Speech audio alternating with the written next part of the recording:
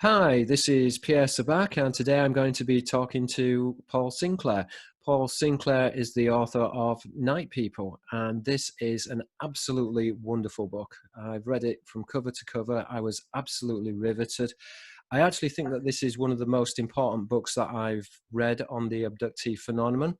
One of the reasons why I think that this is so important, and I would class this book in the same vein as authors such as Whitley Strieber and also Jacques Vallée as well, because first of all, you have a degree of deconstruction which is extremely deep, and this is based upon your experiences. But I've also noted that you've remembered a lot of experiences, and I think this is what really sets it above a lot of other books, is that just the amount of information and the amount of experiences that you can actually remember. And I think that this is actually very different from a lot of other material within the UFO genre. Now, I'm very interested, why did you decide to write this book, and why did you start to talk about this? Because before you started writing the truth proof books, and this is perhaps what you are most famous for. So I'm kind of intrigued, what was that initial trigger where you decided that you wanted to talk about your experiences from your childhood and your experiences in adult life? Hello, Pierre, and first of all, thank you for that wonderful introduction. Because to be compared to the people that you compared me to, Whitley Strieber and Vallée, I feel honoured. But jumping to your question, I think these bits of information, these, as I've termed cameos of events, have always been there. They've been there from childhood through to, well, at 58 years of old, at 8 years of age. So it's the natural progression. Probably if I'd have set about to write Night People at the beginning, it wouldn't have been as good. I think the books, the three truth proof books, for me anyway, feel like they've got better from 1, 2, and 3. This happens with authors, because I know in my book Holographic Culture that the first book was very, very complicated, but I took that information which was complicated and summarized it and condensed it. And I think, again, that just comes from understanding the material. So I concur with what you're saying there. I think what I found fascinating about the book is the progression throughout your life, because really, if the narrative starts from being a very young child, and again, the implications are that your family, in particular your father, was having experiences which he didn't really tell you until the end of his life when he was dying. Correct. So these experiences started very early. So if you could perhaps take me through what it was like as a child and whether these experiences were terrifying. When I was reading the book, it's very interesting because you seem to have been communicating with different types of beings. And also there seems to be different type of phenomenon in terms of that. Yeah. You've got traditional alien beings, which you could describe as being grey beings. You've got almost angelic beings. You've got shadow beings. You've got poltergeist activity. You've got almost spirit-like activity as well. And it seems to acquiesce, and it seems to come together in one area, and all these strange phenomena are occurring. But I'm very interested for what it was like for you as a child. Did you find this very disturbing? Very disturbing. And just before I jump into that, because you touched on, I've managed to recall quite a lot of things. I've got 4 girls, and I will get to your question in a moment. And Jessica, who's read book thoroughly, probably more than other 3, and she said to me, Dad, she said, I'm amazed at what you can remember. She said, because as I'm reading Night People, she's 36 now. She says, as I'm reading Night People, you're talking about things that have happened to us that I'd forgotten about. And I'm thinking, oh God, I forgot about this. And I have another good friend, Steve Ashbridge. And I was up on the cliff tops with Steve last night. I gave him a copy of the book, actually. And he was on about my recall. And he said, some things that you remember. He said, some people, he said, I would be sort of calling BS. I'm sorry, I'm not going to swear, guys. But he said, but I know, because me and Steve have been friends for like 30 years, that my recall is good.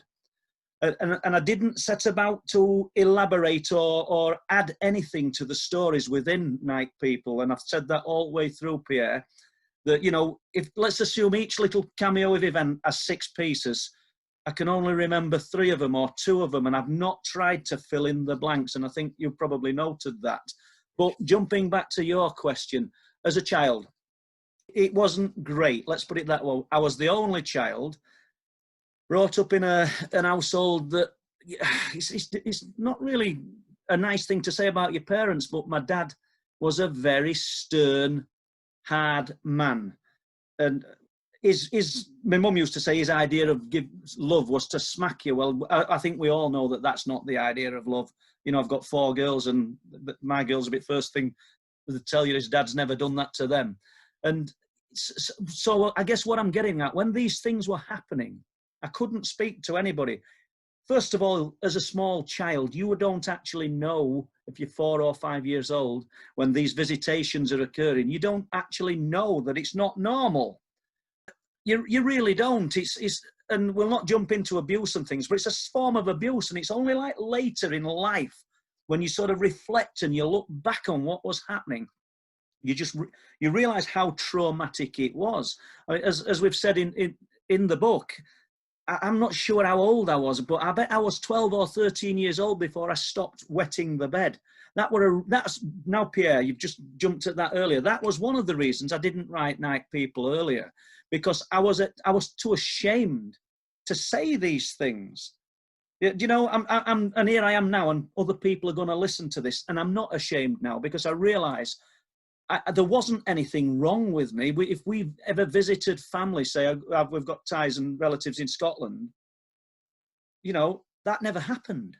I'd be terrified about going to sleep in someone else's house in case that happened. Well, that never happened. Whenever we visited anybody's home, it never happened. I just would not leave that bedroom on a night, which is crazy because the things that were happening happened in the bedroom. But I just daren't leave it. And my safety net was to just bunch myself up in these covers and just pray that it wouldn't happen. But once the trauma had happened, once the terror had taken place, every night you were waiting for it. Every night. And it might have been 6 months. It might have been a year. It might have been a week later or a day later. You just never knew. But it was so traumatic that every night you were waiting for it. The slightest sensation on the covers, the slightest realization that you were in this, it's not going to call it a vacuum. You just know when it's different. When you wake up in the night and you realize it's not normal. And so basically, a long-winded way to get to the question, it weren't a brilliant childhood. You know, actually growing up as a schoolboy and playing and being in the village and the environment where we lived was quite special.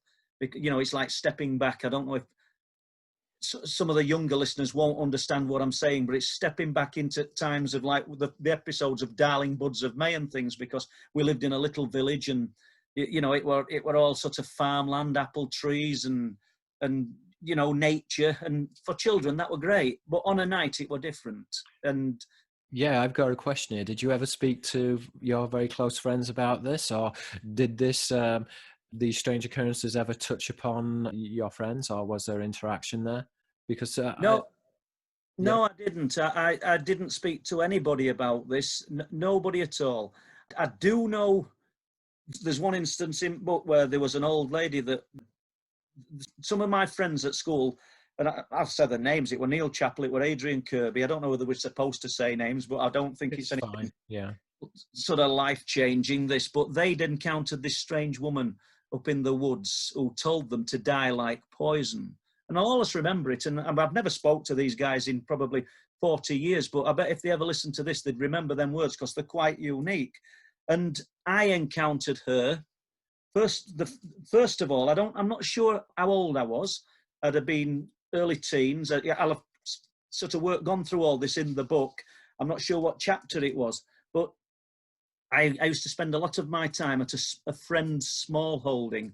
You know, he'd got about 9 acres of land and they kept horses, and they had one child. And I was asked to go take Darren, who was about 3 years old at the time, to see his grandma, who lived a quarter of a mile away approximately. And we walked down this old farmyard, and she was waiting at the bottom of the road, this lady. I didn't know. And I sort of knew, as soon as I clapped eyes on her, I realised that there was something wrong. I'm going to have to jump with story backwards, but I've got to tell this one now because I realise there's a backstory to this. And as I'm walking towards her, I've got Darren in my arms, and, you could feel the energy coming off her. You could feel the tension. You could feel it. She'd got a mustard-coloured coat on and a headscarf. And I always thought her eyes looked like crows. They looked like black. And as I got close to her, it was though as faces looked and we turned, and it was like her head were on a swivel, which it weren't. But she was a little old lady. She was frightened me to death. And as I passed her, she said, "Die like poison," which was the strangest thing to say. And she's watching me all the way up the road. Now, I think it's a bit of a strange story. I think I need to jump to the days before this, if I may, just so listeners think to themselves, well, is it just an old lady this guy's become frightened of? I think it was the day before I'd been working at the farm. It'd been the summer holidays, and the owner of this small holding used to have a job. He worked at British Steel. And so obviously the sort of small holding was not a hobby, but, it was just another part of their life. And he had an old tractor, a Fordson Major tractor. Can you imagine a 13 or 14-year-old being able to drive it today? And it had a bucket on it. And I was this day before this incident, I was filling this bucket with sandstones, big stones, and moving them to a different part of the farmyard. It was probably, they were getting a bit of free labour, and I thought I was brilliant driving this tractor. And I recall this flash of light. This is the day before the old lady, this flash of light. And from there, I ended up stood upstairs in a barn. And I don't mean something like Star Trek. Suddenly I was there. I didn't know. I recall the flash of light. Then there's a massive gap. And then I sort of woke up, stood up in the darkness. Didn't know where I was. Didn't know I was in the barn. We call it high barn. And I'm stood facing a wall because I put my hands out and I could feel the sandstone. And there's a hayloft door and I could just see light coming through it. And I realised where I was. And sort of pushed the bolt back, cut my hand doing that. And I'm outside, and the sandstone were all weathered. And I think people will relate to this, and holes in it. And I climbed out of the barn and down. Now that was the day before. And I left that hayloft door open, just hanging. Yet the barn was locked. So the following day, I walked down the farmyard. Sorry, I realised, people, I should have done that part of the story first. The following day, I walked down the farmyard, and this lady's there. And she stood to the right of the barn. And she looked up at that barn, and she looked at me. And there was a knowing, there was an understanding. I don't know what it was, but there was some kind of connection. She was connected to what I feel, anyway, to whatever happened that day with the flash of light, and being trapped, as I talked. That's what we call it, trapped in high barn, I think. And so, yeah, I mean, I hope my questions, guys, aren't too long-winded for you, or my answers, should we say.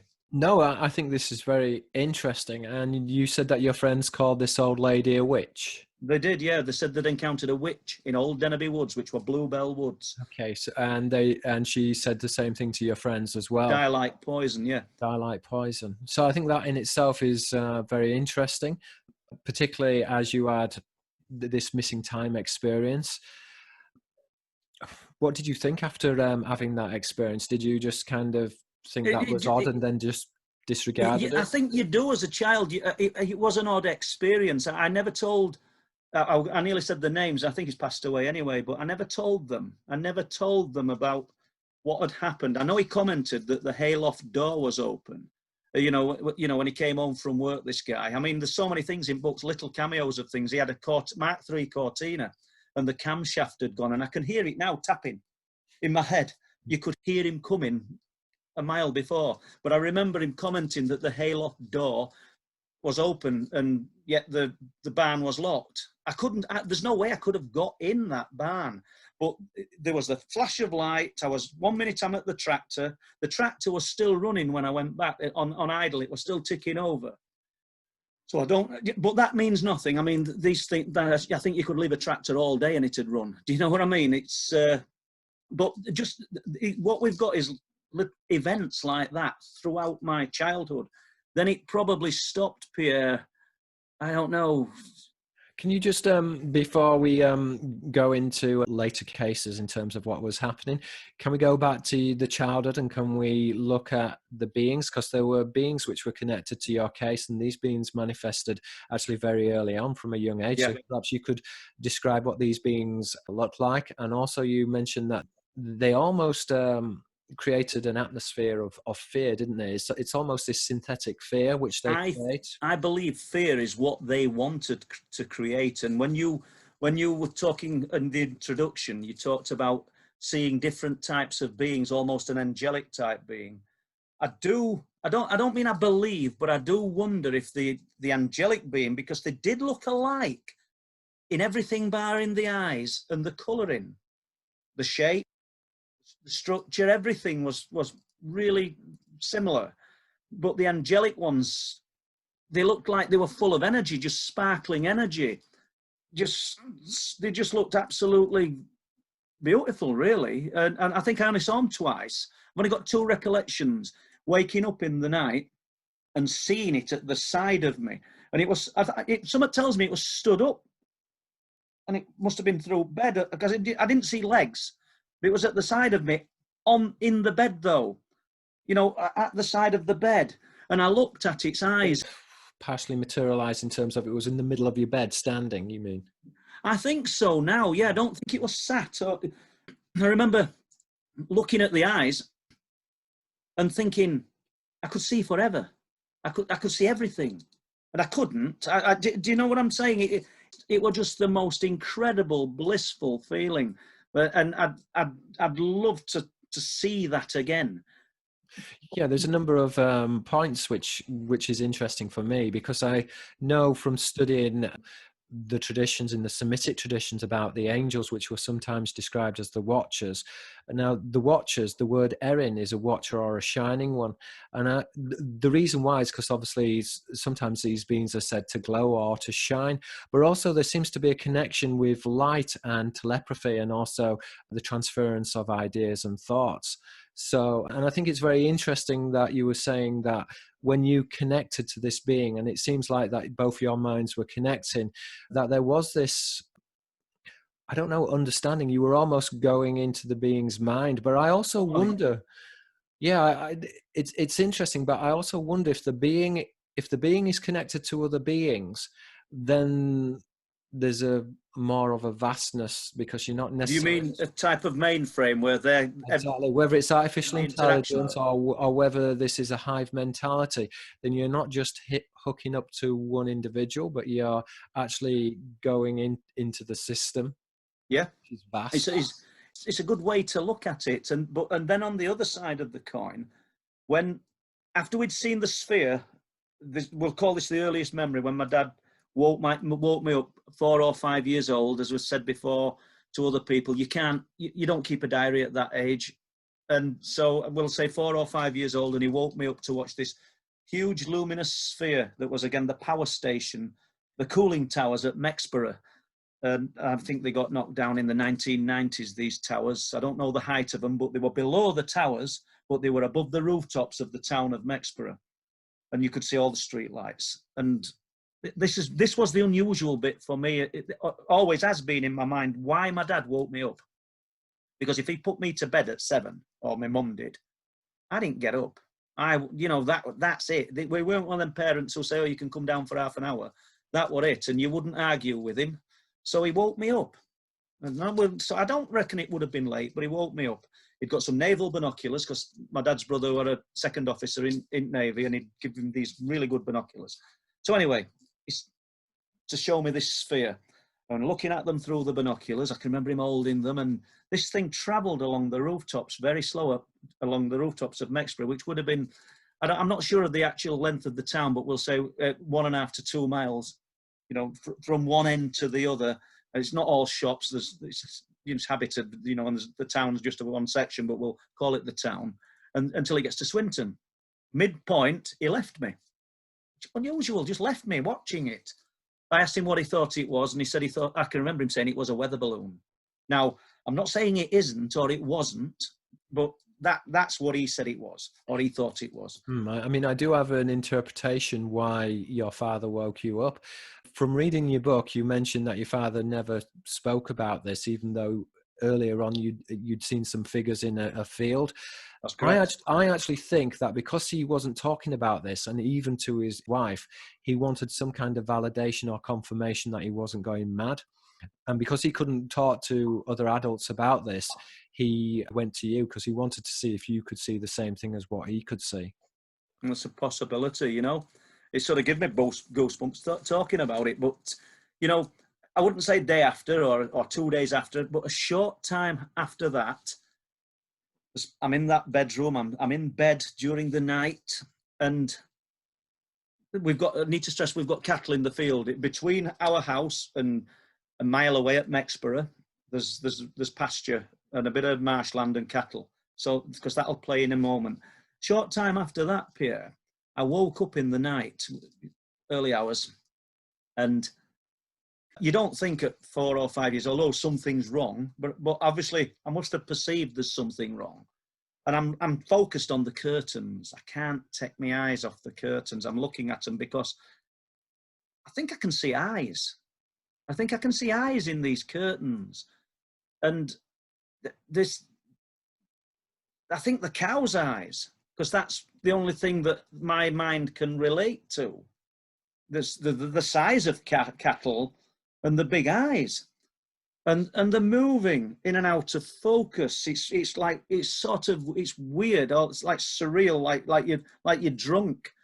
And then I see the beings, they're sort of out of the curtains, and they're there. I'm not going to say they were 4 or 5 or 10, they're there, but they're there. And they're tall, they're emaciated. There were some small ones in one event, but they look the same basically, but smaller. And they're almost like plasticine, dark grey. In the night, they were dark grey, plasticine.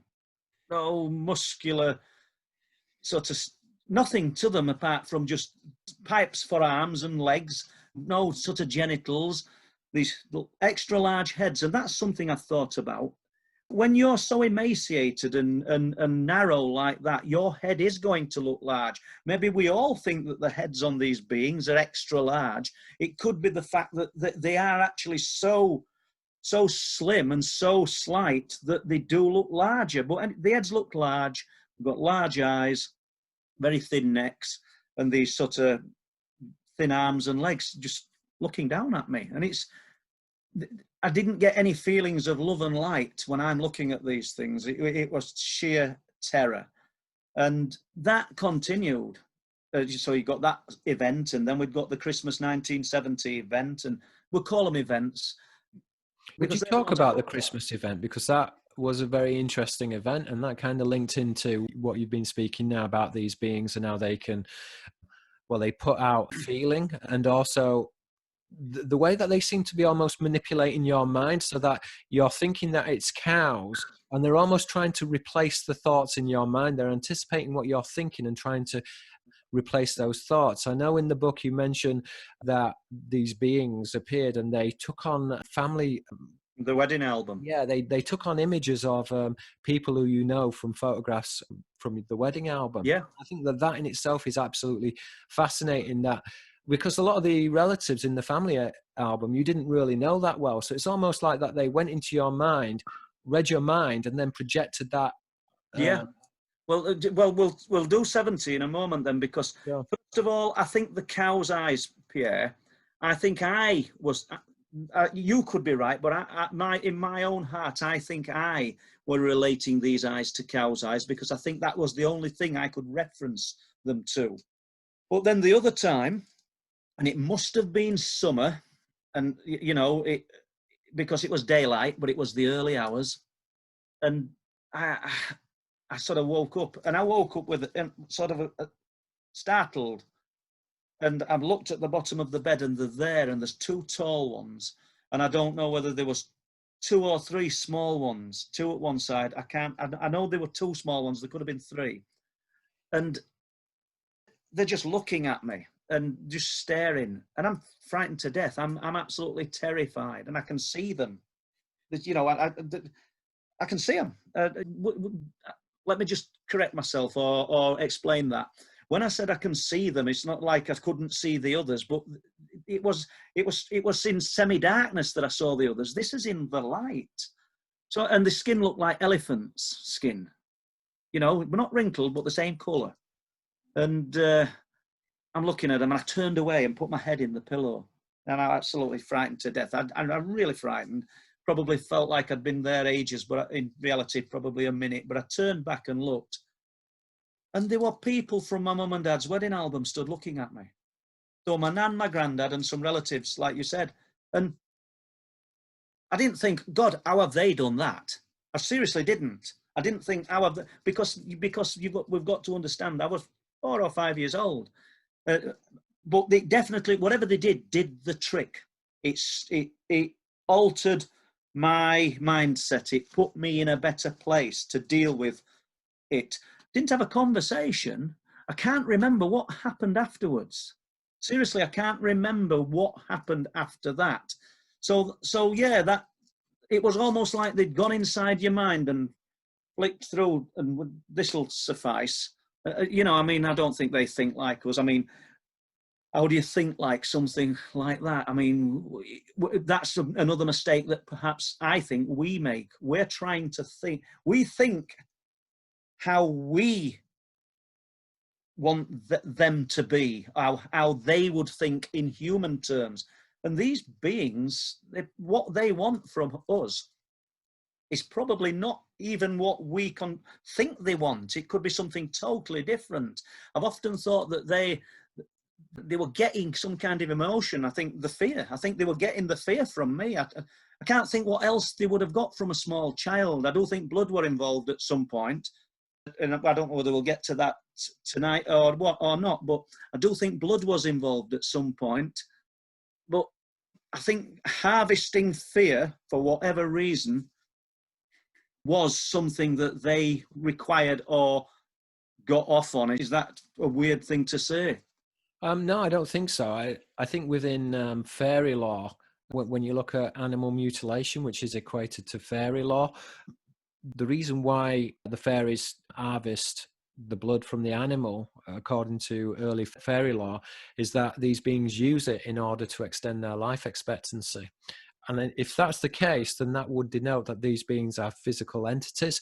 But in terms of how they materialize and dematerialize, then we're dealing with beings who have obviously sussed the mechanics of reality, that they can appear and disappear from our reality. So that's in itself a very interesting thing, because it's really crossing over between two borders, between the physical border and then the metaphysical border. But it seems like that the two are very closely interconnected. And I think that that's really what's fascinating about your book and some of the speculations and ideas, because not only do you relate dozens and dozens of events that occurred in your life, and again, your memory of them is very good and very specific, but you're very philosophical in terms of how you view these events and in terms of how you look at this, and your ideas are very, I would say, very original. And I think that this is why this book is going to be read in another 50 years' time. It's going to be one of those reference books for abduction, basically, abduction literature. I mean, you've got the Bud Hopkins books, you've got Whitley Strieber, and now you've got your work. And I think that it's, you know, this is how important it is. And I think also another author who's very good and who goes into the psychology of the human emotions in the same way that your book goes into the psychology of human emotions is Professor Mack. And he was a Harvard psychologist. But yeah, as I said, I read the book and I was very excited about the book because I just felt it was very important. And to be honest, I don't think that we've really had a British author who's written such a book which is in-depth.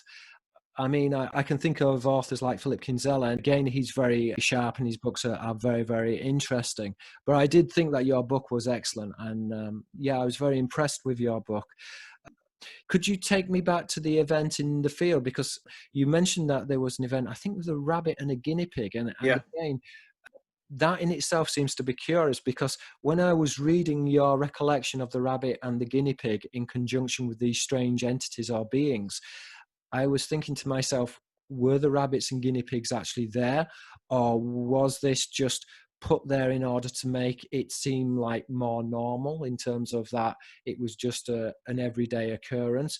Now, this event, if I remember, it occurred around, was it New Year's?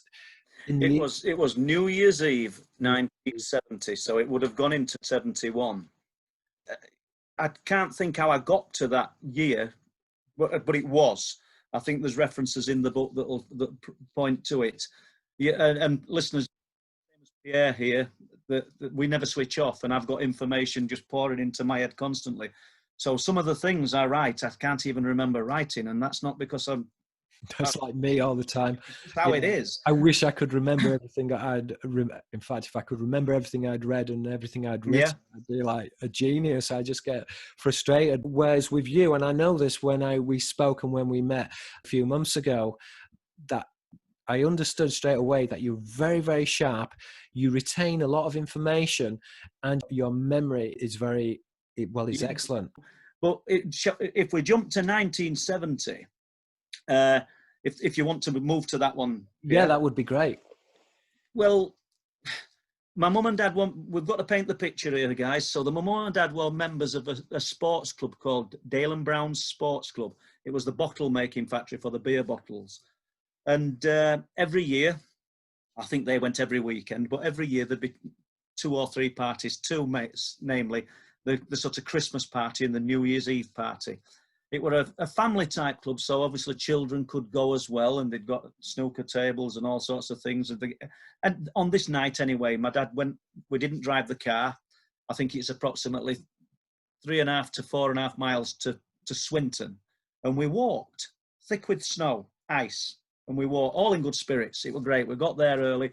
There's sort of food on, party type food. Adults are there's a turn on sort of singing, and adults are all dancing. It's just been a brilliant night. And no fear about, we've got to walk home now all this distance. We're in high spirits. My dad, I don't think we were in any way drunk, but we were happy. So we're walking along through Swinton. We get onto Church Street, which incidentally is where I was born. There's another story there at the blacksmiths and that, and I could hear everything. I can hear the ice crunching under us feet as we're walking, and we're just happy. And the stillness in the air, there's no surrealness at this point. It's just quiet, it's nice. And you can hear his voices echoing, and you can see lights on odd houses, and most of it's in darkness, and we're off along Church Street. We took a right onto Ferryboat Lane. There's a pub called the Ferryboat there, and then we go over the canal bridge, which were quite new at the time. That's a fabricated concrete bridge, and down there, we're sliding on ice. It's brilliant. And then you can hear the River Don. I hope I'm not labouring here, guys, but I've just like to paint the picture. You can hear the River Don, and over the River Don is a cast iron or an iron bridge, iron panels on the floor and like wire mesh along the sides. And as you walk along it, your feet are thumping.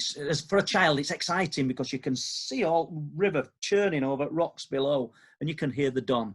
After you've crossed the Don, you come to the railway crossings, and when you get to the crossing, just a little gate on it, and you can see our houses, Old Dennerby. You can see the little row of houses. We lived in a council house in Old Dennerby. Most of the houses were quite affluent, and I think there were about 20 council houses. No problem with that, though. I've brought up in that kind of property and quite happy to. So I'm stood looking at these houses, and then I don't think we noticed it had gone quiet at that moment. But at some point we couldn't hear the River Don, which is odd because we should have been able to hear it. The land is white, the land is sparkling, and the night is clear, and you can see. You can it's like there's a YEB pond, the Yorkshire Electricity fishing pond to the left, and we've got this to the right, we've got this marshland to the left.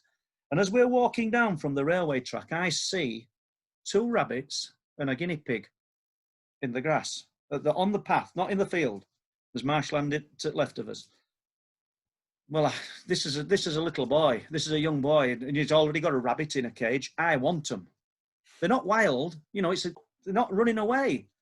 And I sort of go for them because I want to catch them. I want to take them home. And for me, it's just like, they'd have been a Christmas present for me. And I think my mum says, can you see him, Bob? Because my dad were called Robert, so they call him Bob. My mum's Sylvia, so they used to call us Sil. He goes, yeah, I can see him. Just keep walking. And I'm thinking, what's this? What do you mean keep walking? I want these.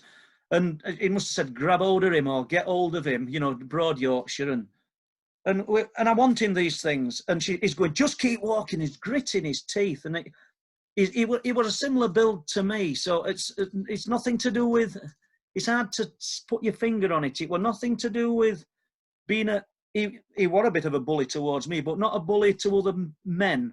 It was the fact that if you crossed him, he would always stand his ground. And he was frightened, I could tell. So he had a presence about him, in other words. People. You didn't fall out with him, because if you fell out with him, you knew he'd follow it through. He'd fall out with you. Yeah. He wouldn't go looking for it, but he'd fall out with you. And I've seen him do it. Anyway, he did just keep walking. And you know, my mum grabbed me and sort of dragged me to one side, and we're off up the lane. And I looked back, and my mum's saying, "Can you see him? I'm frightened, Bob. I'm frightened." And I don't think I was processing all this. What was my mum thinking? She's frightened. I just want these pets. And I don't recall them moving. I don't recall them moving, these two rabbits and this guinea pig. And I do recall at that point that it was weird, because everything was quiet. It was almost like we were in a hall or an empty room. It were echoey type, his voice.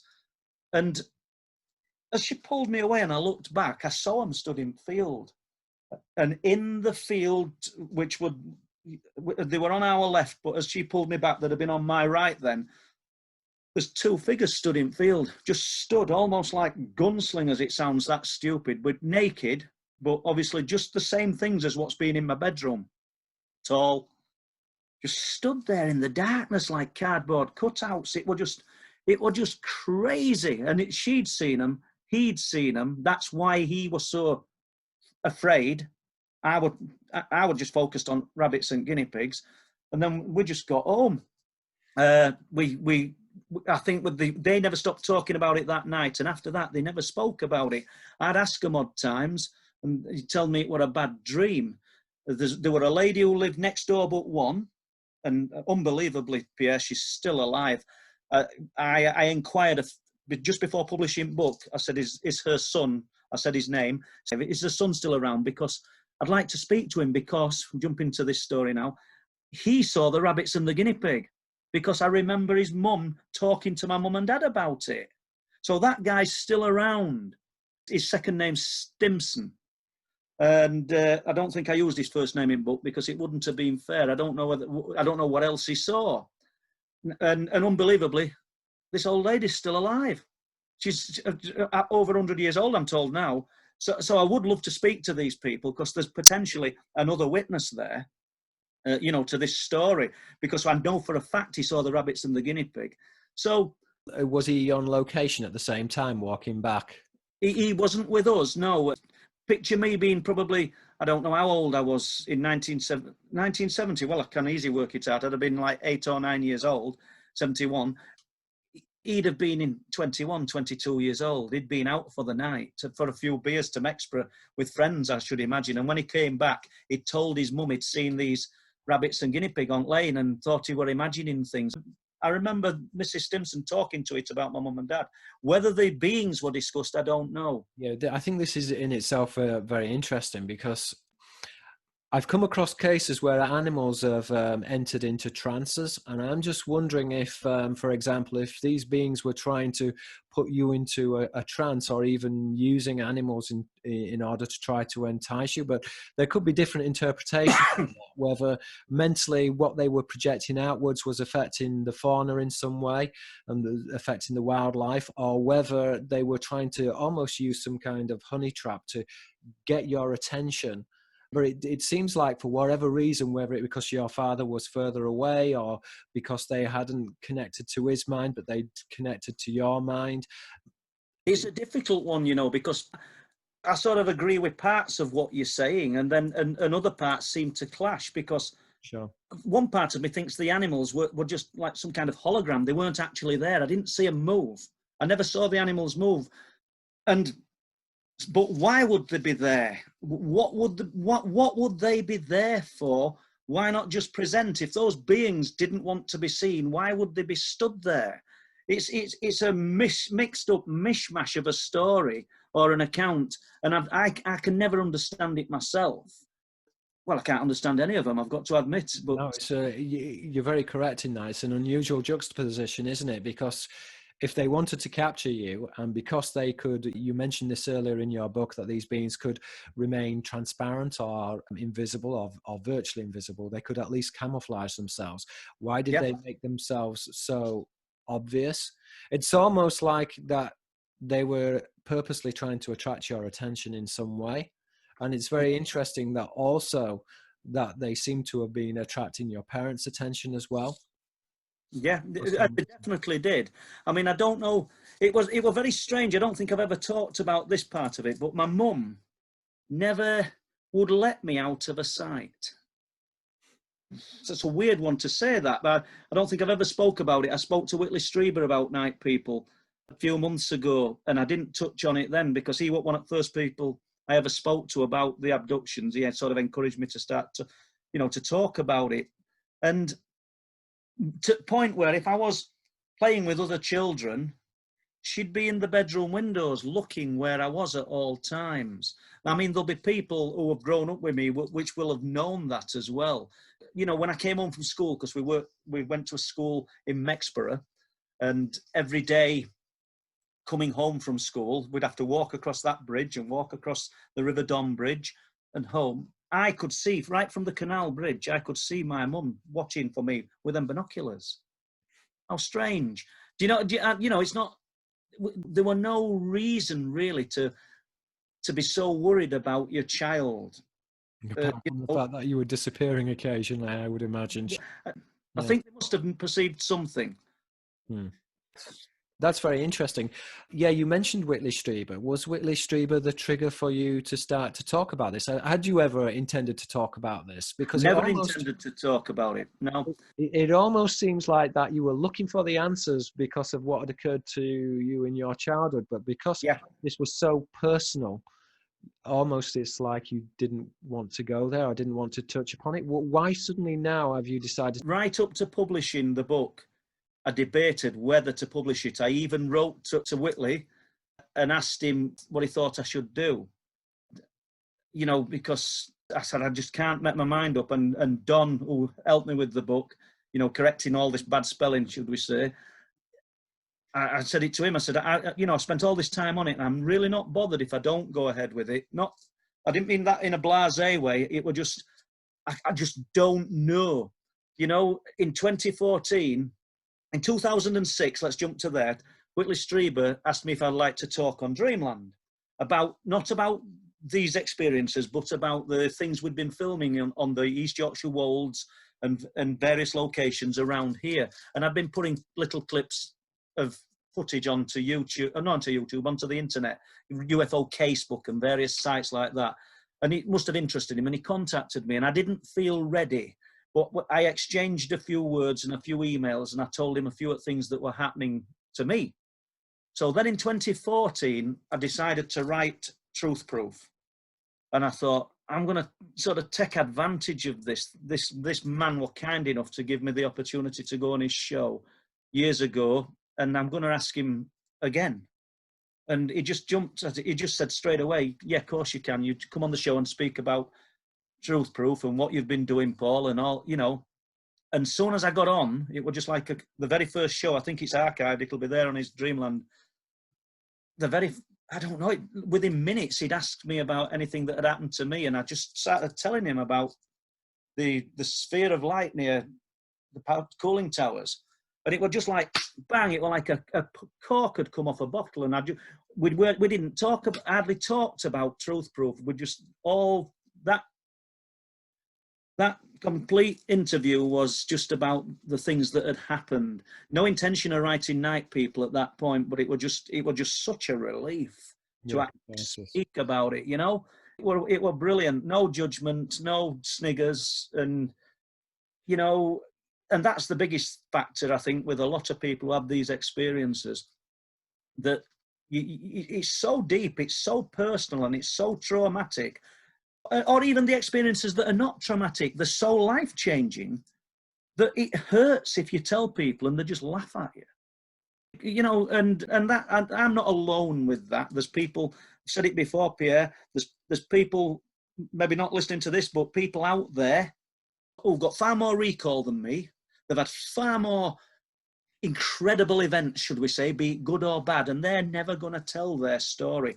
And that's probably part of the reason for writing Night People, because I hope it makes people want to start talking about the subject. I don't think it's going to be life-changing, but I think it'll, somebody who reads it might think, yeah, I might start and I might tell people about this. I know after writing it now, I'm getting, I wouldn't say hundreds, but I'm getting lots of people contacting me, telling me their experiences, which is a good thing. Yeah, I think the book resonates with a lot of people. I mean, I think it's a fantastic book, and I certainly think that it's one of the best books I've read on the subject, and I've read dozens of books on the subject. I'm very interested to find out what Whitley Strieber thought about your book, and I'm also kind of interested why you were reluctant to publish. Was it just the fact that you were thinking that people might make fun of you, or that they just, or was it just because it was so personal? I think a mixture. It was so personal. That I've also included things that have happened to my close family. I've changed the names, but people could find out who they were quite easily. Luckily, I've been lucky that my girls have been so really supportive of me, because they'll know you through childhood. I never pushed this onto any of them. Never pushed anything onto them about these experiences. It was them that were coming to me and coming to the mum and saying, this happened last night or that happened. And Dad, do you remember in the night, do you remember me waking you up in the night and me and you followed that sphere of light down the stairs? Jessica, no, I don't remember. But Jessie had forgot about it until I wrote about it in the book. Do you know what I mean? Now, let me just correct myself. I didn't remember the night, the day afterwards. Jess told me this. She said, we did. We got up, you know, and we followed this light down the stairs. We lived in we still do. We live in a big old Victorian house with lovely winding staircase. Or I did have at the time. It's chopped and changed a bit now. And so Jessica told me this memory in the 1990s, and then we've obviously life's got in the way of everything, and she's read the book recently and said, I forgot all about it, Dad. As soon as I read it, I thought, good God, I forgot about that. Can you remember other little cameos of things? Can you remember when the activity was happening, when we were hearing the electrical cracks at the sides of our ears, and like I've written about them, and when we used to sit on a morning just before I went, Jessie had just started work, and there'd be a massive like discharge of electricity between us, and we literally just like, I don't know, like a monstrous fuse had blown, and we'd both look at each other, and then you'd taste a metallic taste in air. And these are the times when Mary, my wife, would say, and a lot of times you wouldn't get this information out of Mary for days after, sometimes weeks. Woke up in the night, and the room, the bed, level with the bed, it looked like mist. And there was little figures moving about around the room in the mist. And so a lot of these things, not, you know, I'm not the main focus of some of these events. Or if I was unaware, because Mary's witnessed this. Do you know what I mean? A very unwilling witness, should we say. So it's been a strange kind of transition, and there were a gap here, you know. There's a gap in activity till 1994, and we moved in this house. And it started just like immediately. It's almost as though you sometimes wonder if everything in your life is planned by some greater force. And because how does that happen? 1994, we move into this house. Before we've actually moved into it, me and Sarah are in this house. And strange things, Sarah's our eldest daughter, strange things begin happening. She came up with me, well, I was sort of making it habitable for us to move into, get hot water on and things, you know. So I'm rambling a bit here, Pierre, so you just stop me and... Yeah, I think in your books, you've mentioned this dozens and dozens of times, and you've said it's location, location, location. Now, do you think it was because that you moved towards a location which meant that contact was much more easier between these entities, or do you think that they guided you to this location for whatever reason? Because I think it might have happened wherever you were. Mind you, I don't. It was almost like a tripwire. 1994 was a tripwire, so I'm reluctant to say they guided me, but in a way, you are right, because it started when we got here. It's hard to explain that. You know, the night that I've told this story, and I know I'm repeating myself with most of this, but we're laid on a mattress at top of the house, me and Sarah. She'd been helping me all day. She's only a young girl, and she's fast asleep. And I woke up, and there's no bed, it's just a mattress. And in the sort of doorway, that you've got a door there, and then you've got a pillar of brickwork, 18 inches. The doors are painted with a wood grain, so they're very dark, and it's in the night, and I'm looking, and then from this pillar, it goes to spindles, balustrade of the staircase. It's a huge landing, huge, 5 meters by 3.5 to 4 meters, huge landing that looks all the way down into the not the basement, onto the ground floor. I'm looking into this alcove, this little doorway, this right angle, and I can see this figure, this dark shape.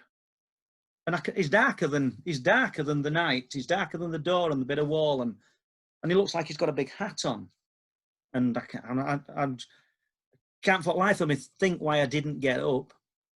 I'm looking at it and trying to convince myself I can see it. Can't I see it? Can I see it? Am I imagining it? Looked at Sarah, she's fast asleep. And then all of a sudden I realised that we've painted the spindles, the wooden balustrades of the staircase, white. And the mahogany. All the staircase were mahogany. It's not a dream. And I'm thinking, we've painted them white, they're white. And I'm thinking, no, I haven't. And there's a light coming up from the lower floors. There's a light lifting. And I can see this light coming up. There's 2 bits of the through writing Night People that I've sort of got a bit of recall. And this is one of them. The other was just kicking leaves on Church Street, which just told me it were autumn, the experience. So it's no great revelation. So beings come up. And it looked angelic. It looked like a nativity scene. And I don't mean I saw baby Jesus, by the way. It just, when you open a book as a child and you look at nativity scenes, or any nativity scene, that kind of gathering of wonderfulness, the halos, it just looked wonderful. And then, because we'd gone from the figure, and suddenly I'm directed to these spindles, and then there's a light. And then all of a sudden, I can't see that, but the spindles are glowing like fluorescent tubes, shimmering. And then it's just white out. Everything goes white. That I remember is white, nothing else. And I can't remember anything else. I wake up, sun's streaming through the window. It's the new day. I think I said to Sarah, right, we'll sort of work till dinner, Sarah, and then we'll head back home to Doncaster to your mum and your sisters. And that was that. And I sort of stretched my arms. And both arms are peppered with little holes. Almost like, only as big as match heads. And it just like if you dropped a little bit of acid on each. I suppose acid would do something a lot worse, but that's the kind of thing it reminded me of. It was a lovely circle that was red and liquid in the centre, but no blood and no pain. And just peppered. I'm looking at these things. And then I suddenly remembered spindles, and I remembered the perceived shape or figure in the doorway. I didn't remember these beings, this scene until writing Night People, and I haven't added that. That is an actual memory, because I mean I could have filled all these stories in with memories, but I haven't. That's the only one, and that was a puzzler. Then we moved up, I don't know, we'll say we moved up a month later, I don't know. And then it just progressed. It weren't every week, it weren't every month. In 1997, 98, that's when the doctor's notes revealed that, we'd got the doctors saying, well, how did they term it? they sent it to a clinical, what do they call, dermatologist. We'd like your opinion on the punch hole lesions that are appearing on this man's body, this young man's body. I'd like to be called a young man now. It's just this young man's body. I think it said every 3 months. I'm not. The medical note might be in the book because we've put some in. We've retained quite a lot. And the doctor did a little drawing of some of them and explaining that the wound or extended deep into the dermis, it says, and the healing with giant foreign body cells, which implied a surgical procedure had taken place. So, you know, we'd got all these things happening, that as they described them as punch hole lesions. I don't think I realised the gravity of it even then. I knew it was happening.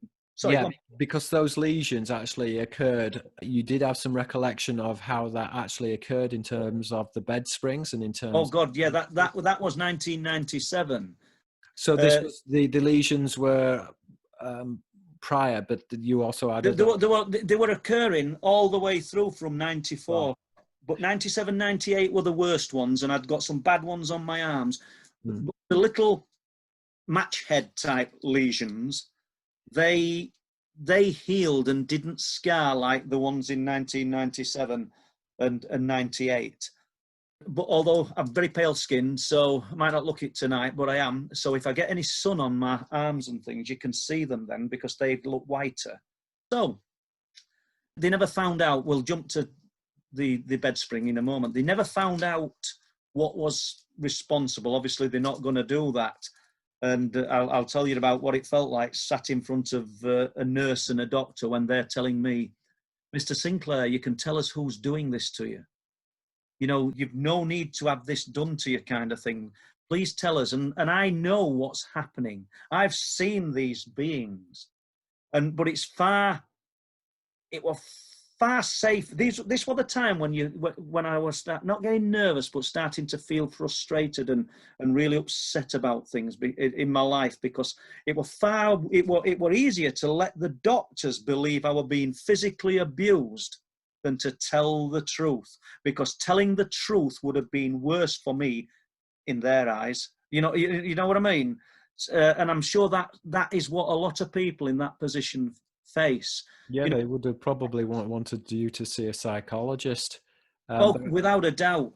I would have thought so, Pierre. So we'll jump to 1997. I don't know whether it was end of 97. It ran into 1998. These things were happening. And me and Mary, my wife, would been out one evening. It'll have been a Friday night, because I didn't drink alcohol during the week or anything.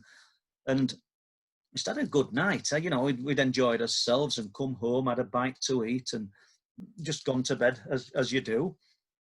And during the night, I recall waking and seeing a light move across the room. Well, at the back of our property, there's other houses a fair distance away. All right, we could say somebody with a torch, but it felt wrong. And I knew that feeling by now. I knew the feeling. When you've experienced it from childhood, you know. And I knew the feeling, and I thought, this is wrong. And every time it happens, you know, I'm going to be ready. I'm always going to be ready, but, you know, I'm never ready. I don't know if anybody ever is, but I'm not. You still lay there, this rabbit trapped in headlights.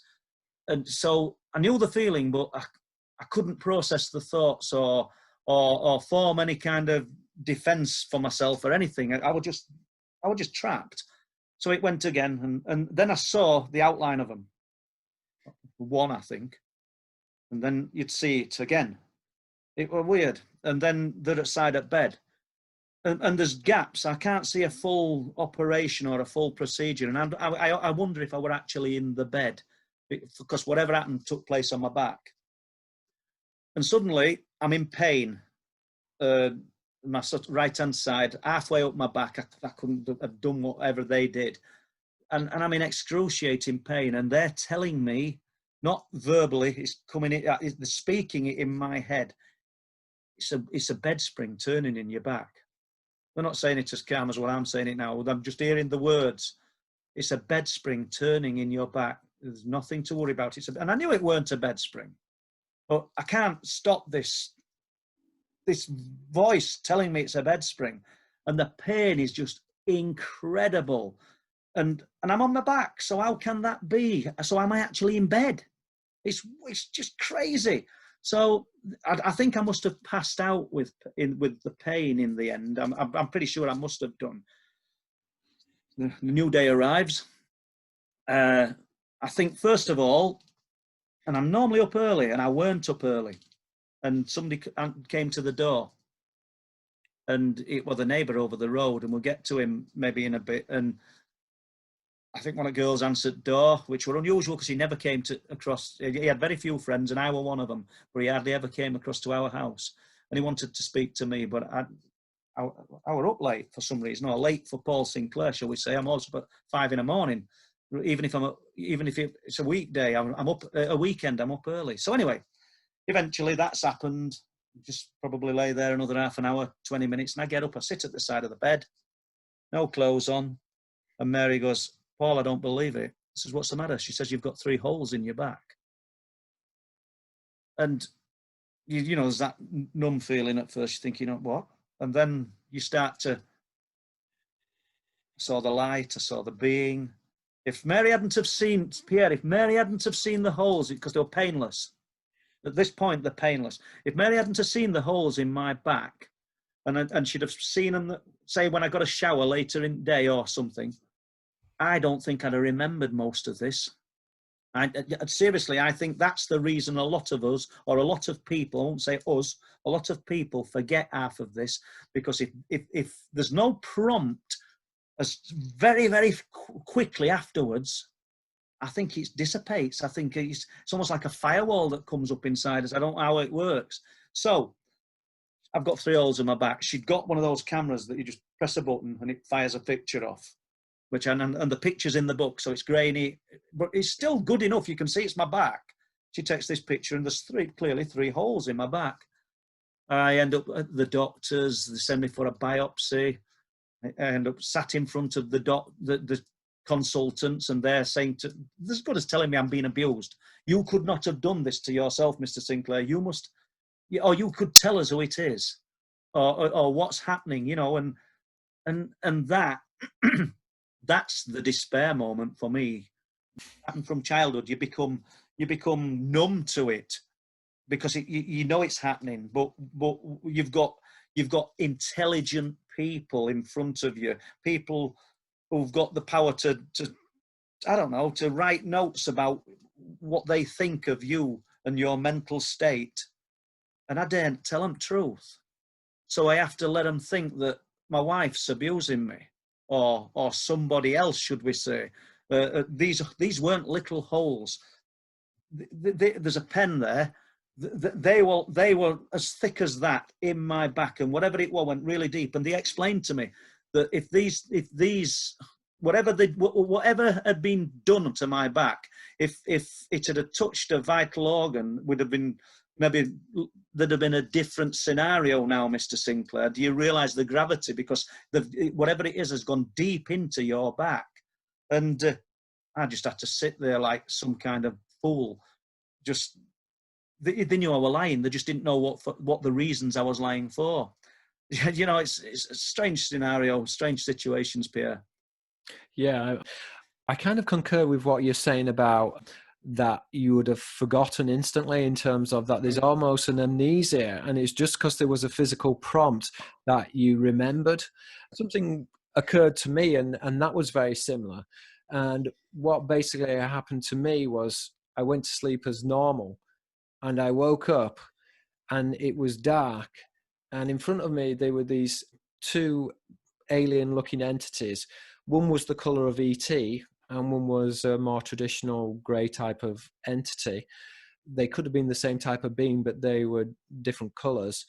They were behind a screen, a glass screen, and it was completely dark, with the exception of that they were lit normally. So the lighting was unusual. And what I heard in my head was, "He's awake." And then that was it. Suddenly I was asleep. I woke up the next day, and I mean, it was unusual in terms of that I've never I've never had a dream where I wake up in a dream, but I do know that this can occur because I've read books on psychiatry, so I'm aware that that is possible.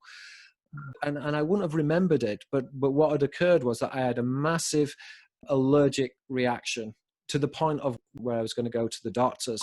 Now, this allergic reaction, it occurred, it was big. I was like, oh my goodness, what's happened here? This is so unusual. And then within 12 hours, it had completely dissipated, like it had vanished. And that was the only reason why I remembered that. Now, I'm not saying that something happened or it didn't happen, because I really don't know. I'm just open to the fact it could have been something unusual. It could have just been a dream. I really don't know. But I have found that myself, that I've had experiences. I guess I feel more comfortable about describing them as mystical experiences, but in a sense, I don't really know if they are mystical experiences, because they seem to cross over into the physical. They seem to also cross over into the dream states and also into the spiritual as well. Now, what I found with me was that I didn't really, I saw a rocket in a field when I was a child, and nothing then occurred until I was maybe about 30. And then and I decided to write the book, The Murder of Reality. And once I made that decision to write that book, it's just like that was the trigger. It's almost like I started to look at them, and then they started to look at me. Anyway, sorry that no. It's just as interesting to listen to, Pierre. Honestly, and you know, I'm pleased that you perhaps think that on the same lines, that if we don't remember these things, I won't say at the point of origin, but as soon as they've happened, or very soon after they've happened, a lot of it dissipates. And that could be part of the reason. In 2002, I saw a UFO at Sledmere, a place on the East Yorkshire Wolds, with a guy called Chris Shorty, 6'4", I think he is. That's why he's short. I'm shorty in reality, Anna. We're coming home, we see this huge, I said it's shaped like a breadstick, huge glowing white tube in the sky above some trees, not high up in the heavens, above some trees. We pull the van over, we discuss what it could be. We could feel it pulsing. It was that strong, the energy coming from it. We couldn't hear it, we could feel it. And Shorty was more than happy to talk about it, so elated. That he'd seen this. Is it one of them UFOs? I said, well, you tell me, Shorty. And it didn't fly away. It just vanished. The next day at work, we spoke about it. And he was elated, telling people. After that, he just doesn't want to speak about it. If I spoke to him now about it, he'd say, oh, yeah, I think we did see something. I'm not sure what it was now. There were plenty of witnesses heard him describe it in vivid detail the next day. So I'm quite happy to say this. And now, I'm 2002, 18 years later. Oh yeah, we did see some of that. I don't know what it was. I don't know now. Is at work there? Is he starting to forget about it? Is he questioning it? Is he reluctant to talk because it's clashing with his own belief system? It's difficult. I mean, what I'd be interested in your views on that. Don't have to go into detail, but yeah, I kind of think it's probably a combination. First of all, like, these memories can just get sucked away from you. And again, that's also implied in your book when you speak about Mr. and Mrs. Tick. And I don't want to go into that because I know that's personal, and you've mentioned that you don't want to speak about that. But it's a fascinating experience. And for those viewers who do want to learn about Mr. and Mrs. Tick, I suggest that you read Paul Sinclair's book, The Night People. The reason I'm not keen on talking about them, I said same to Whitley, and I think I spoke about it another time, the book, is because they frightened me. It was all frightening. It was all frightening. But as a child, like I've said before, you don't realize what's happening at 4 or 5 years old. You don't actually, you just absorb it. It's just an abuse. It's a weird abuse, but it's just an abuse. Unless it's a fabulous angelic type experience, in which case you'd still absorb it, but you'd have a different perception of it as you got older. But as you got through life, and then when you get to 2002, after Shorty, we'd seen the UFO at Sledmere. That's when I met this couple. that I don't want to talk about. And that's when everything became real. That's when my childhood became, not that it weren't real, but that's when you realise that there were people there that knew what were happening when I lived at Doncaster. Oh, good God, it's just, and that's what blows your mind. And they were frightening. And they're the reason I nearly didn't bother with the book. But I had to be true to myself and put them in it because it happened. I'm sorry for being cryptic, people, but, you know. That's fine. And I know it's very personal, and you did mention before we spoke that you'd prefer not to speak about it. I just want to mention to the viewers, however, that Mr. and Mrs. Tick, they made the point that the majority of people don't actually remember these experiences, and they made the point that you were somehow special because you had the facility to remember these experiences. They also appeared in the text also to make a veiled threat as well, in terms of that individuals who remember, they can disappear. And so that's hence the reason, Pierre, why I was frightened in a way to talk about them. And they also mentioned, almost it sounded prophetic in terms of that they talked about that the climate would get warmer as well. So there was almost a prophetic edge to these beings as well. And I think what was interesting was that they could read your mind, because you mentioned the point somewhere in the chapter that they were wearing white shoes. Yeah. You looked at their white shoes and I thought they looked ridiculous, and I thought it, and they looked down at them. Yeah. Oh, and I didn't go. I just thought it. Yeah. Do you know what I mean? And then at that point, I also knew that they knew I thought they were repulsive. It was just a strange situation, but there, you know, does it? I know that you've kind of offline in terms of Whitley Strieber, you've spoken about your experiences, and obviously I know you won't delve into things which you've spoken privately to Whitley Strieber about, but were there instances in which there were things that he didn't feel comfortable about, which he edited or which he didn't write about? Was there equivalent to Mr. and Mrs. Tick for Whitley Strieber? No, I said I didn't want to talk about that part of the book. He said to me, he contacted me and said, would you like to speak on Dreamland about the night people? He said, and his exact words in the email was, I'm not sure, but I think people will be interested. And he meant he wasn't sure. And he's written a paragraph for the book because he does like the book. So when I say he's not sure, it wasn't because he thought the book were a load of rubbish. He does like it, but he said it's just so deep and personal. That's from that I'm taking that's what he meant. Yeah. I mean, for me, that was the strength of the book. It's a fantastic and a wonderful book because of the level of detail which you go in, and it is a one man's journey, and it's that journey throughout your life and your gradual realization of what this is and how that unfolds within your life. And so that's what makes it so interesting and so special as a narrative. I don't know now if the actual contact for me is over, and I don't mean I hope it is, but it's that's what's put me on the path now, same as yourself. I mean, I don't think people realize I do now. I've got to know you, just how hard you work. And it's not just a 9-to-5 job for Pierre Sabak, and that applies to me as well. You know, it's literally when I actually go to bed thinking about this. It might sound a bit sad, people, about other people's cases, about what I'm going to be writing about, and probably you need to have these kind of experiences to create that mindset.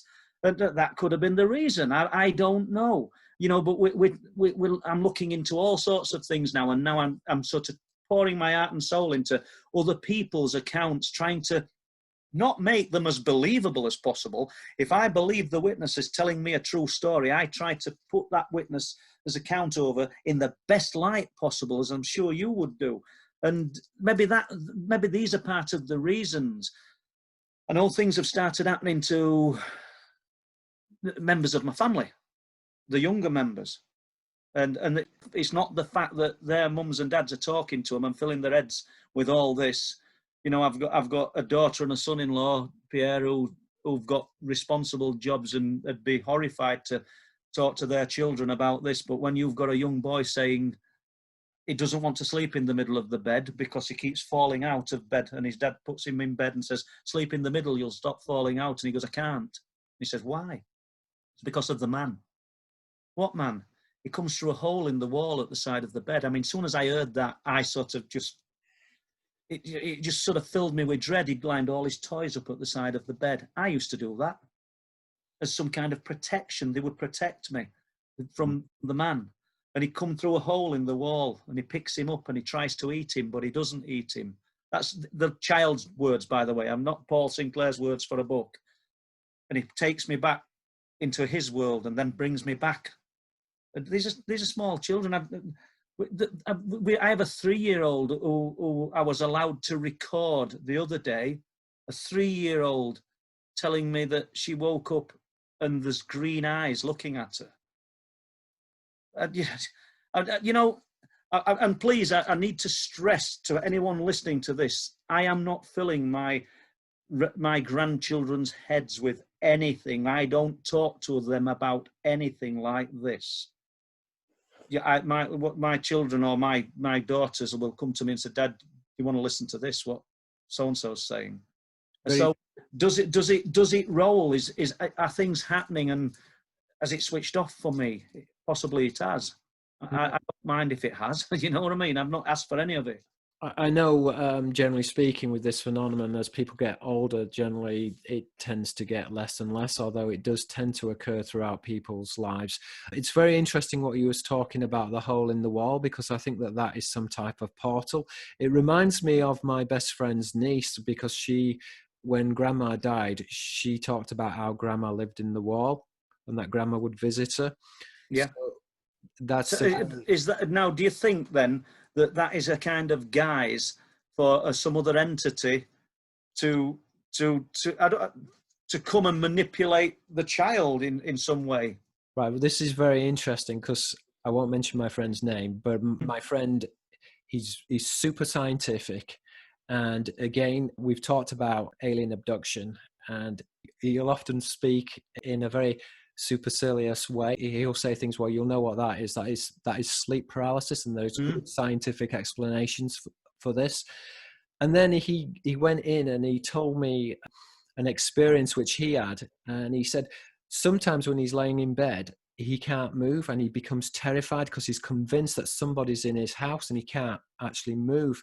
And on one occasion, he said this man, who was a bald man, who had, I think he had dark or intense eyes, I can't remember, was just staring at him, and he just couldn't move. And so I think it's very interesting that he rationalizes this as sleep paralysis.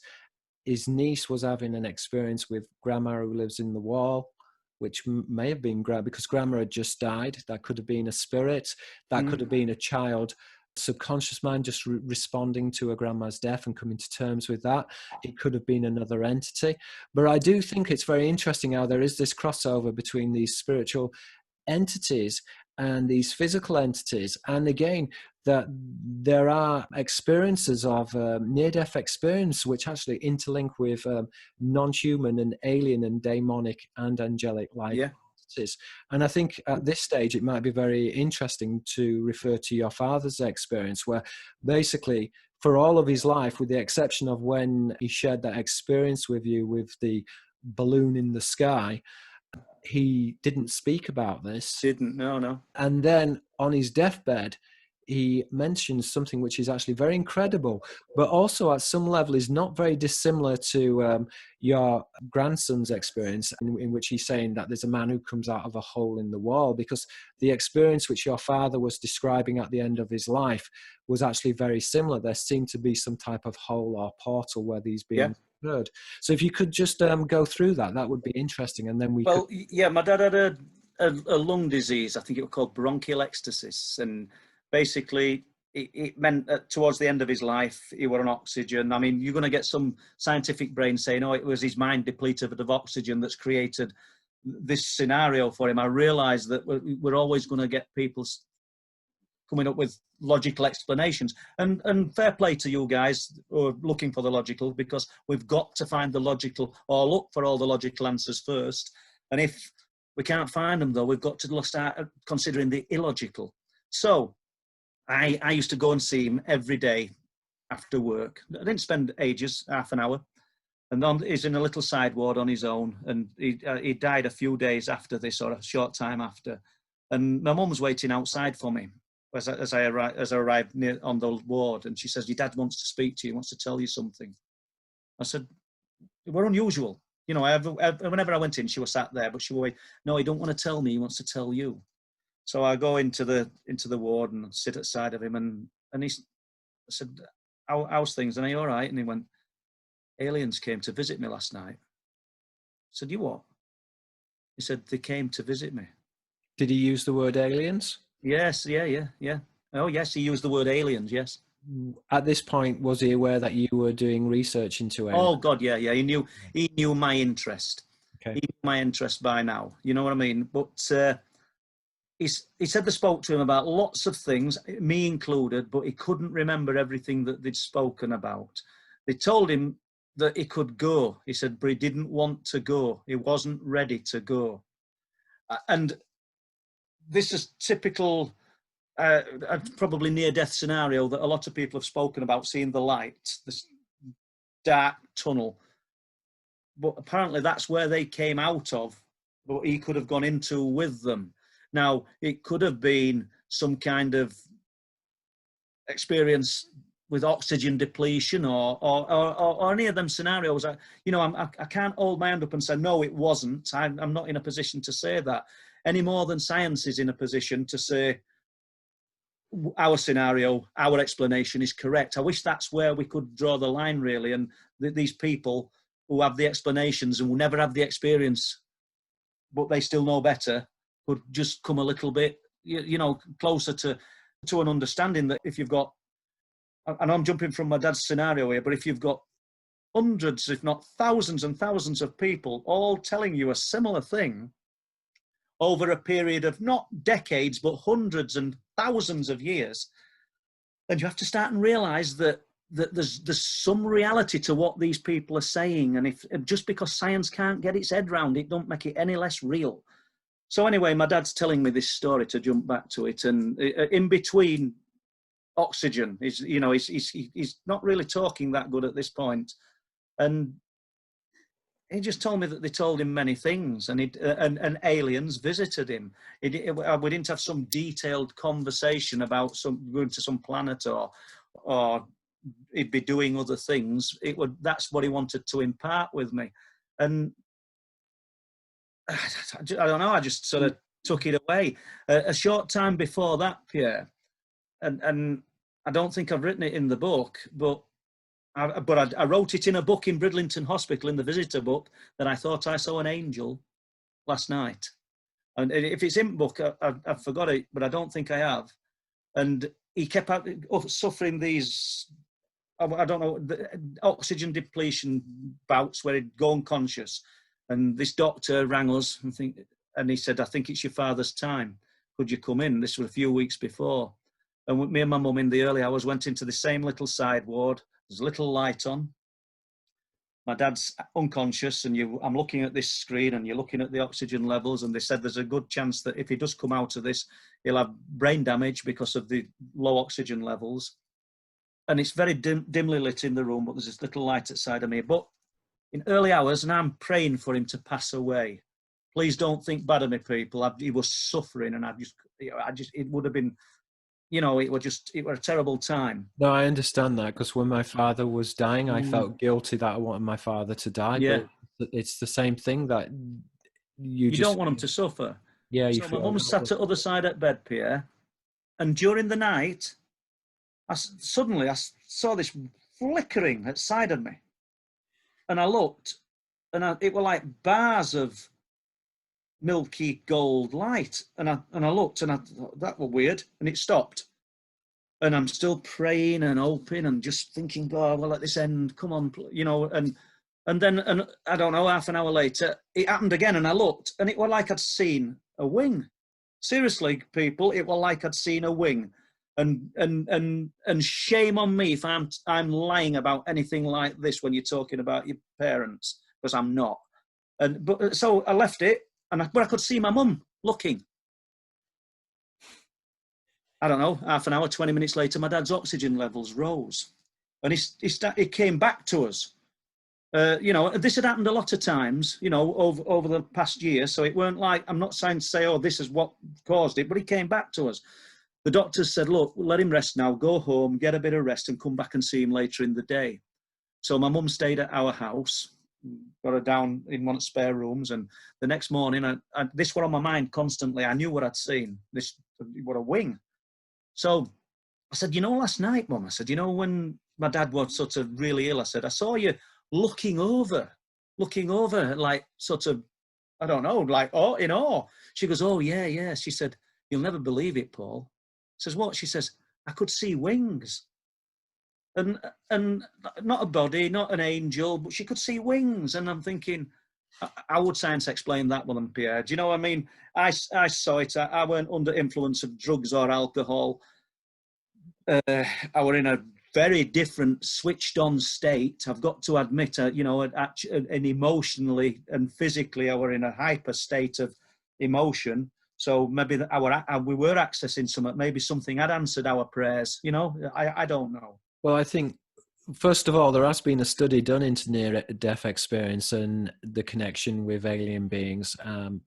Professor Ring, I think, did a study on it. So that already exists, that correlation, that is understood, and it has been deconstructed to a degree. When my father was ill, and a couple of days before he died, he saw light in the corner of the room, but he saw it and he mentioned it very briefly, but then he wouldn't talk about it. And I think it was a realization that he was close to death and he didn't want to talk about it. I remember that my father was extremely terrified of dying. Yeah, he was very, very scared of dying. He put on a very brave face, but at the end he was very scared. In a sense, I wonder whether that was due to the fact that when he was a young man, he'd been in the army, and I think he had a lot of guilt about the things that he had to do just in order to survive. And I think that that had played on his mind, because when he was very unwell, he started to tell me that he'd started to wake up about what he'd done in the army and having the memories of what had occurred. And so I think there was a lot of residual guilt there, and that obviously didn't help his transition. So I think that's very fascinating. I think we're going to draw an interview to a close. Before I do that, there's two questions that are really pressing on my mind, and I really want to ask you these questions, and then we'll close the interview. Yeah. First of all, the map in the background is absolutely fascinating. What does it signify, if you can just tell me? Oh, when I wrote Truth Proof 3, I had to create this map. You cannot, I'm sorry, Pierre, and other people, if you ever visit me, you'll see it's a lot bigger than that. And it's eastern North Yorkshire and up towards Scarborough. And what we've got, the yellow dots and signifying UFO areas where UFOs are seen. The green, we've got things typically up here at Flixton. There's lots of accounts of the Flixton werewolf.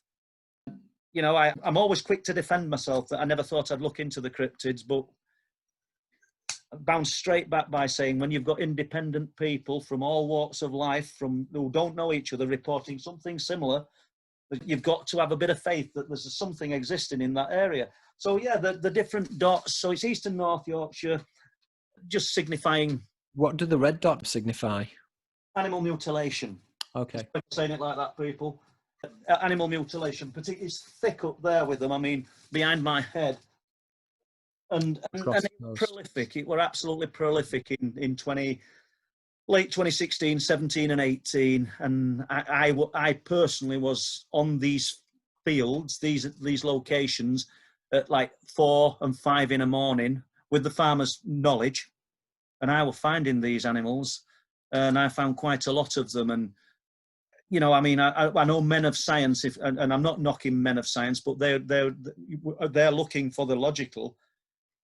But we haven't got a predator capable of doing what's happening to these animals, such as removing their ears with surgical precision and removing their eyes and choosing not to eat them. And whatever it was that were killing these unfortunate animals, it weren't just livestock such as sheep. It were badger, it were fox, it were harbour porpoise, you know, the small marine mammal, the dolphin. And even though there's a porpoise and a sheep are a world away. The injuries to the porpoise were holes straight through their jaws. And, you know, and they were found, as you can see, along the edge of the sea. These were being found on the shoreline by rock anglers.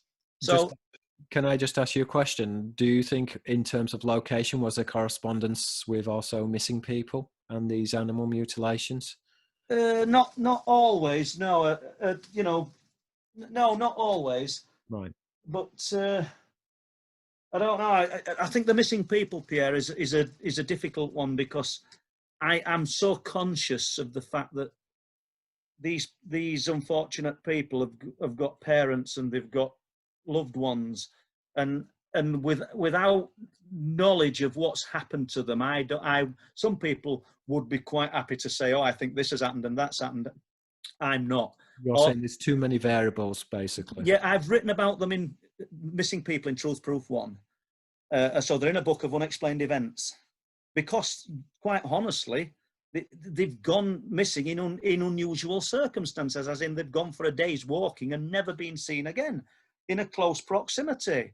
You know, in a location that's fairly localized, should we say. If it were happening in a village, or if it were happening in a town, there'd be a lot more said about it. But, you know, 3 went in, I can't remember exact dates, but someone tells me it was 2013 to 2014. 1 went in December, mid-December, 1 went in January, 1 went in end of January. And it's incredible that nobody's picked up on the fact that that's happened.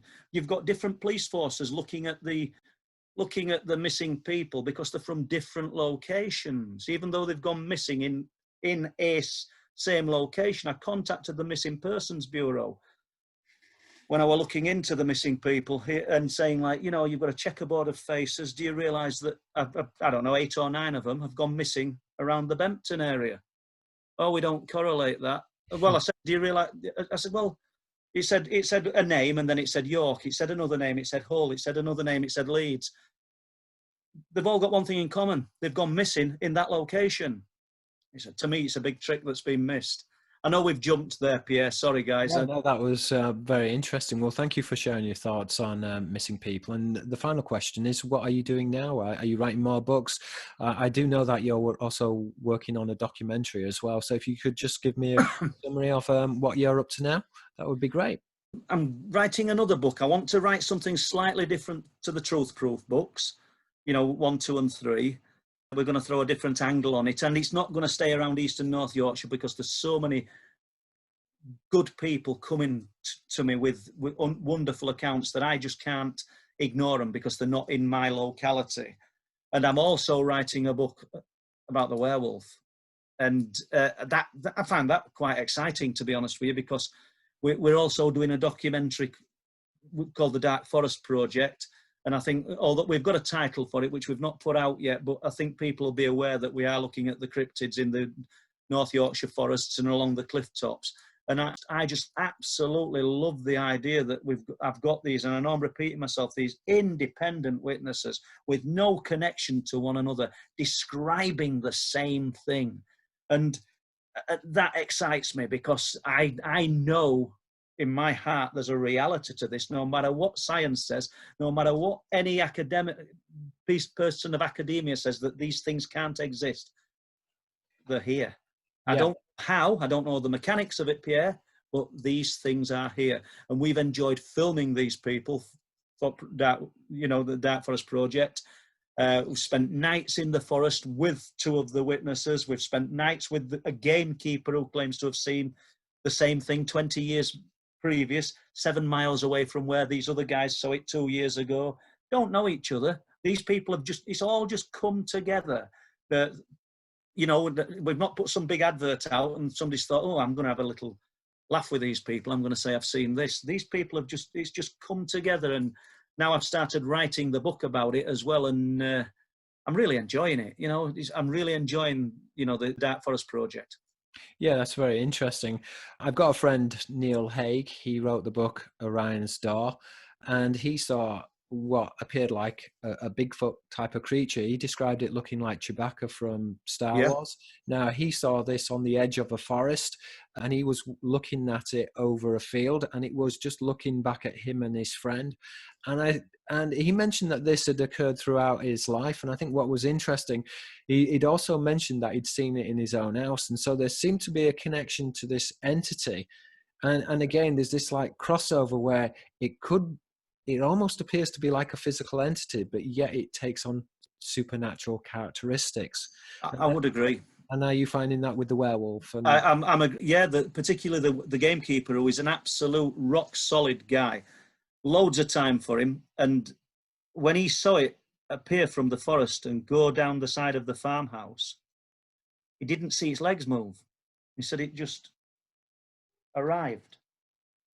He said there were no motion. He said, but yet it looked physical. It looked imposing. It looked huge. It was looking in at through the farmhouse window where he'd actually seen it looking in at him days before when he was asleep in a sleeping bag in an abandoned farmhouse.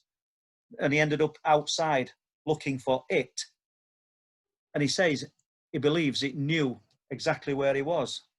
It's a strange one. You know, mountain bikers who I haven't got on film actually, and I'd love to get these guys. 3 mountain bikers gave me a story in a similar part of the forest, going down a trail, and they saw it pacing them on their bike. They're on the bikes.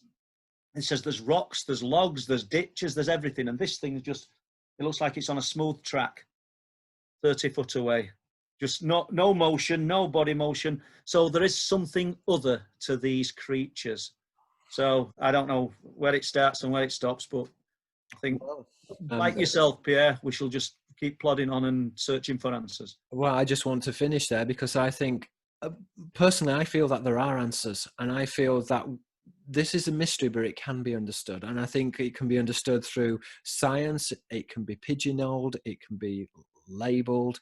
And so I'm very optimistic. I know from my own research that I found out lots of things about angelic sailors, which before had never been published. And I've gone into etymology and language, and I've shown that the correlations exist within language. So these entities, if you like, their signature, it leaves its impact upon human culture, and it's found within our language. And I think that's one area of study, but you're going into people's personal experiences. And I think that when you combine the two disciplines together, because I think that they're very complementary, we will begin to find the answers. And I think that we are on a very, I think within ufology, cryptoids, supernatural, the paranormal, this is actually a very interesting time, because this is the first time, this is the year dot, we're at this point where we can correlate all of this data.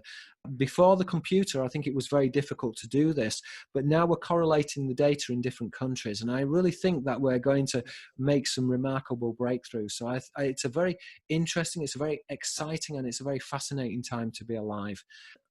You make an absolutely brilliant point there, and I don't know whether this into back patting exercise for me here personally, but you've been very kind in what you've said about my book today. And I was blown away by your book. I mean, I'm absolutely blown away by it. But I think I need to say, because I don't know how much self-promotion you do, Pierre, as regards your own work, and I personally now know how hard you work, as in, you just treat this as your full-time job, and it goes over and above. But anybody listening to this, and like I said, it's not a back-patting exercise, this, but anybody listening to this for the first time, don't just listen to Pierre talk about my book. You need to look at this man's work, because I've spoke to quite a few people about you, and what people have to say who've looked at your work is staggering. You're actually breaking new ground. And the book that you sent me, which I keep picking this book up, and it's staggering, and I have to read things twice, read things 3 times. Chris Turner, the guy who makes the documentaries such as Elusive and things, has talked about this book of Pierre's and raved about it. Don't just take my word for it. You know, it's well worth looking at. On that note, I will end. Thank you very much. Okay, I'm going to stop the interview, but thank you very much for appearing on my channel. I was very excited about this interview because I think that your work is incredible. You've documented all this evidence about cryptoids, about UFOs. You've again showed that location is important. And also now you've added to this body of what is immense work with your own personal experiences, and it all ties in so well, and it's very interconnected, and they're very profound, and I think very important works as well. Thank you. So again, I would recommend my audience to check out Paul Sinclair's work. His book The Night People is an extraordinary account of personal interaction with the others, and I think we'll leave it at the others because we can define them as demonic, angelic, alien, and in truth they're all and more. And so it's a wonderful work, and I was very excited to speak to you about this on my channel. So thank you for taking time out, because I also know that you're very busy. You've got a lot of different commitments, going to lots of different locations. You're fitting this in with writing, filming, and a whole host of other things as well, and commitments. So thank you very much. Thank you again. Welcome. Thanks.